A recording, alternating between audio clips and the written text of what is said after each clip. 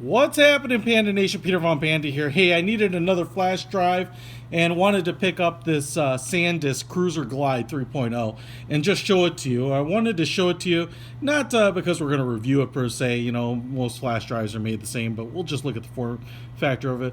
But more than anything, I wanted to break it out here and show you the packaging that it comes in, because it's probably the least efficient packaging I've ever seen in my life. So here's the flash drive, right? You know, kind of standard, about the size of like a finger from your second knuckle, or from first knuckle up.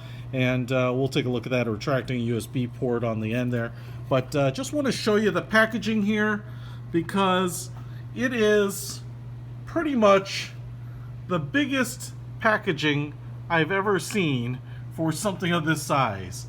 And not exactly sure why, or if they sit up in a cardboard tray or something in like a Costco, but whatever it might be, this is a massive piece of packaging for a little tiny flash drive. So we're going to open it up here, and like I said, I think it's probably work just like every other flash drive you might expect.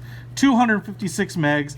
It's one of the cheaper 256 meg drives, but it's not the cheapest. But you know, those cheap ones I've had problems with, like they just don't get recognized multiple times in a row. Like I've had some where they've said, I've copied stuff to it, put it back in the computer, and it said, this drive has not been formatted. What? I just copied stuff to it, man. So I'm not sure what the deal is with, but I've never had a problem with the SanDisk ones. And obviously the flash drive, you know, the SanDisk iExpands I really like. So here it is. There's the SanDisk paraphernalia.